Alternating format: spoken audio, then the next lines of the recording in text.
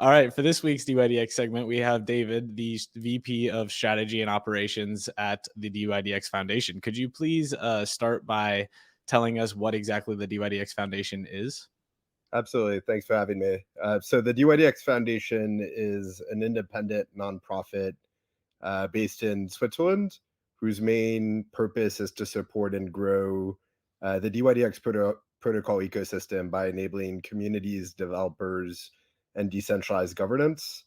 The foundation has been around for about 2.5 years now and was established in June 2021. All right. Yeah. And Blockworks recently posted that the foundation has been allocated 30 million in DYDX from the community treasury. Could you briefly walk through how that will be used and maybe the 3 year strategic roadmap of the foundation? Absolutely. So yeah, the foundation put together a pretty extensive proposal that was posted on the forums about 2 weeks ago. The foundation now has had approximately 6 months of runway left after about 2.5 years of operation. And as a nonprofit, the foundation was looking to seek community funding to continue to operate and deliver on a 3 year strategic roadmap.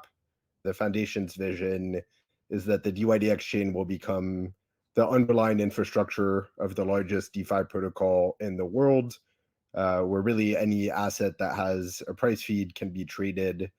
And the DYDX Foundation wants to help support and accelerate the growth of a robust DYDX ecosystem. So, how do we do that? There's really 7 different verticals that we explore. The first is really enhancing the DYDX chain's governance, velocity, and impact. The second is around fostering DAO enablement. The third is around supporting technical and strategic integrations with the chain infrastructure and applications, um, helping to scale the adoption of the DYDX chain, enhancing global marketing and communications around the brand more broadly, and then lastly, hiring and retaining an A player team that we've built at the foundation, and supporting operational excellence across the ecosystem. So the proposal went up about 2 weeks ago, and the voting period ended with really pretty overwhelmingly positive support. I think there was about 98% of the stake weight in favor and 86% voter turnout. We're really excited that the community is supportive of our 3 year strategic plan, and we can't wait for what's to come next. Yeah, congrats on that funding, by the way. That's super cool to see the community kind of rally support around its foundation. That's not exactly what you'd see in every DAO potentially. So congrats. But I feel like one of the big unlocks of going from V3 to V4 was really the added utility to the DYDX token. Can you dive into that a little bit? Absolutely. So yeah, the community decided to adopt the DYDX token as the layer one token of the DYDX chain, which effectively expanded the utility of the token. So once the Ethereum DYDX token is migrated to the DYDX chain and staked to validators, that DYDX chain DYDX token then secures the network and allows for its holders to take part in governance. To date, there's about 95 million tokens that have been staked and contributing to the security of the network and allowing stakers to participate in governance. We've seen over 11 governance proposals already. And as a reward for securing the proof of stake blockchain, all protocol fees generated flow to validators and to stakers. And there's been a bit over 5 million USDC in rewards that have been distributed to validators and stakers.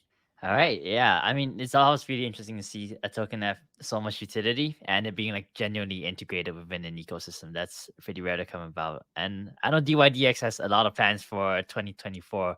So I would love to hear what the roadmap is for DYDX chain for 2024. Absolutely. So yeah, the DYDX trading team and really one of their core contributors to the open source software recently released a blog post around their 2024 product roadmap. That went into really great details around 3 big product improvements. The first is around permissionless markets, second is improving the trading experience, and the third is around enhancing the overall user experience. The blog post goes into really great depth on all 3 of those, but those are some of the major catalysts for 10x improvements on product market fit and continuing to drive innovation for the ecosystem. Beyond that, personally pretty excited about an upcoming Android application, new integrations at the DYDX chain level, and then the launch of liquid staking that just happened about 2 weeks ago, and then other really novel integrations in the pipeline. Awesome. That sounds great. I know we're really excited to keep following DYDX closely, but David, thank you so much for coming on. We'll have to do a full episode sometime in the future because obviously we could talk about this stuff for quite a while, but thanks a lot. We'll link to that blog post in the show notes as well as your Twitter. But we will catch you next time over to Hot Seat Cool Throne.